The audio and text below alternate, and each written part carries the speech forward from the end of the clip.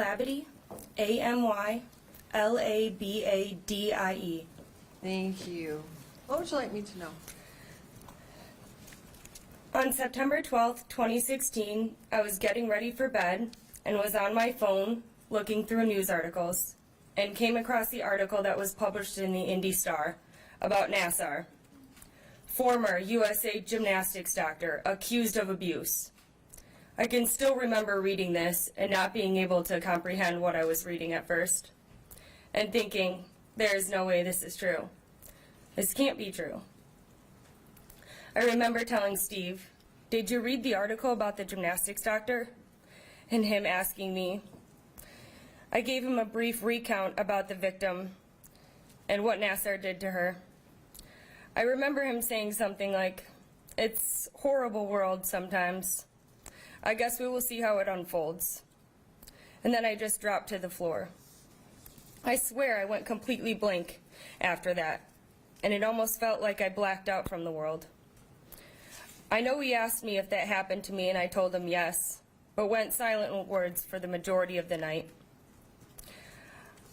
It was one of those cries so intense that you can't speak. I was in complete shock and had no idea at the time the immense emotions my body was going through. Steve just kept trying to hug me, and I kept pushing away and sobbing. The next day, I went through the workday feeling the worst I have ever felt in my entire life, not knowing how I was going to tell my mom.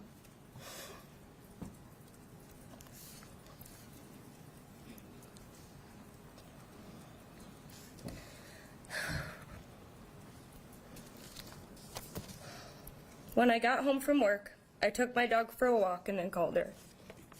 I asked her if she had read the article. She said no. I explained that I was about to tell her something horrible, that it was not her fault. I told her about Nassar molesting me during the doctor's visits at MSU Sports Medicine when we went down there for my back injury. I told her I couldn't believe that I didn't know he molested me until I read the article. She asked me questions like, "What do you mean? I was in the room with you. How could he have done this to you while I was there?" I had to explain that he must have done it in a way that she could not see his hands. I asked her if Nassar asked if he could do this to me, or if she could think of any reason why this could be. She said no to all of it. I remember being in complete denial, hoping my mom could do what she always does and comfort me, as she always does. But nothing she said to me could take away the shock that was running through my body. I loved gymnastics. I started at the age of 7 or 8 and was competing level 5 by the age of 9. It was everything to me to put on my long sleeve Leo, warm-up jacket, slick back my hair with an inch of gel, so tightly secured with my scrunchies. I competed all the way through high school. My family devoted so much time to driving me to practice, 4 to 5 days a week, and traveling around the state and country to meets all these years. In August of 2005, I sought out Nassar in hopes of getting treatment for my back. It was recommended I go see him after months and months of pain. He was said to be a world-renowned doctor, the best gymnastics doctor in the world. It made me and everybody that knew him believe he was a doctor that could fix you. Frankly, I was starstruck to even be walking into his office. Doctors of his high of stature, and any doctor, are to be inherently trusted. I now realize this level of celebrity status was a strong basis for his manipulation. Between August and December of 2005, I went down to Michigan State Sports Medicine office 3 to 4 times. The first time I walked into his office, he had me put on these shorts. They had a drawstring, but the bottoms of these shorts were really wide. There was no one else in the room aside from my mother and gymnastics coach. When he put his fingers in my vagina and anus, he would move my legs back and forth while holding my knee. I remember the pain I felt from him rubbing my legs and back. I remember this lasting for a long time. He sexually assaulted me while he was supposed to be healing me. He did this for the pleasure of his own good, not for any other reason. I ended up getting a bacterial infection after he did this one of the times because he put his fingers from my anus to my vagina without gloves. He never wore gloves when he did this.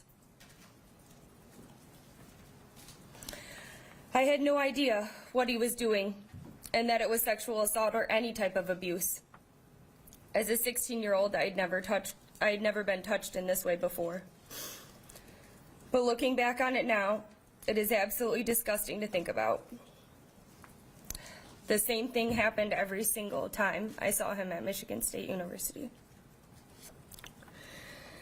In January of '06, I was at my team's season kickoff meet, the Vegas-style Invitational in Lansing, Michigan, hosted by Twistars Gymnastics and the infamous John Geddert.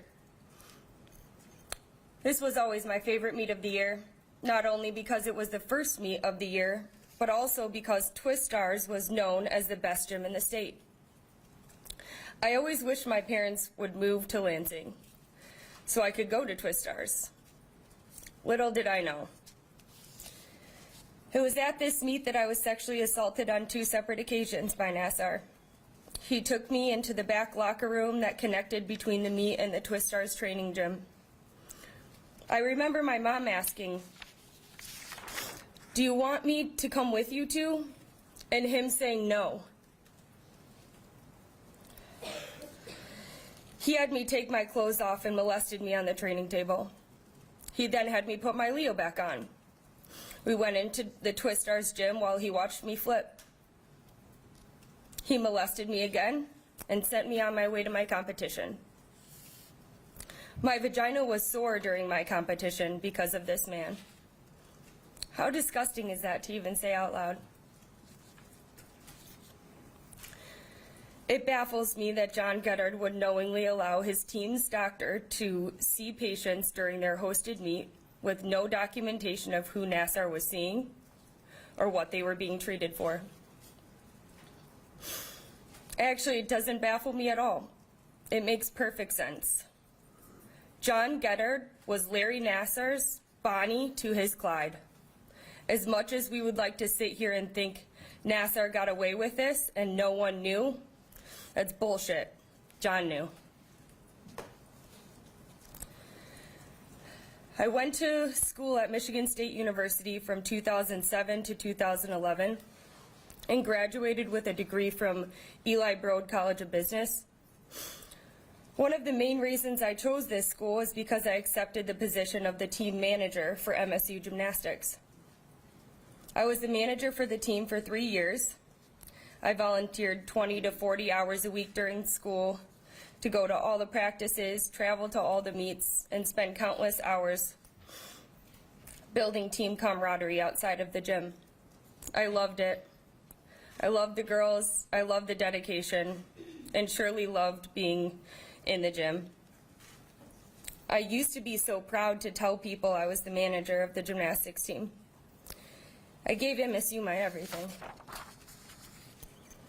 But that has all changed now. I can't get over the fact that MSU could have done something to prevent this from happening to me. And the individuals that turned a blind eye to the monster that is Larry Nassar. I no longer am proud to have graduated from Michigan State University. I have lost all hope that the institution of this stature is trustworthy and has the students' and athletes' best interest at heart. I have suffered mentally over the last year and a half, which has greatly affected my home and work life. I will out of nowhere become angry and get in fights with my boyfriend about things that I never would have in the past. I sometimes take it out on Steve like it's his fault, but it's not. I just can't get this monster out of my head. I used to be able to work much more efficiently and never let my emotions get in the way of my success. The depression from this has caused me to miss work more than I ever used to and not be able to stay positive on work days. It is impossible to suppress the negative emotions and anger that are from Nassar's conduct. I am doing my best to keep this job and pray every day that I get through this. I know I'm going to have to seek medical advice to get through all of this. You have to understand, though, it's not easy even thinking about going to see a doctor. I don't trust doctors anymore. Now I will always struggle with letting someone who is called a doctor try to fix you. I feel like I have lost all enjoyment in life. I've never been depressed before and used to not think depression was even a thing. Until now. I don't want to get out of bed. I don't want to go to work. I don't want to take a shower. I don't want to go out of my house or do anything. I used to go do yoga and play sports with my boyfriend, and haven't done any of that since I found out Nassar assaulted me. I used to spend time with my friends and enjoy myself. But I just feel like I am too anxious and stressed out now to be around anyone. I have lost countless hours of sleep. I have been struggling with the worst nightmares ever. I have lost weight and have trouble eating sometimes because I don't have an appetite. It's disgusting. What Nassar did is affecting my whole life. Work, friendships, my family, my sexual relationship, my physical and mental state. It's hard to see into the future and think that this will not affect me forever. Any way you look at it, I am fearful that if justice is not served, this sets a precedent for other medical professionals out there that could be doing the same thing. All that I can hope for now is that seeing him locked up behind bars for the rest of his life for what he has done to me and all of us will bring some peace in knowing that he will never see the light of day again. I also strongly hope that me standing here today, giving this horrifying impact statement, will provide all of the people of this world the strength to know when a monster is in front of your face, and that no job, no status, no level of greatness, and no gold medals are worth hundreds of little girls being sexually assaulted. We must find a way to prevent this from happening ever again. Children are naive and do not have voices, but we as adults do. The force of these other women and myself is fierce. Come hell or high water, we will take every last one of you down that could have stopped this monster. Thank you.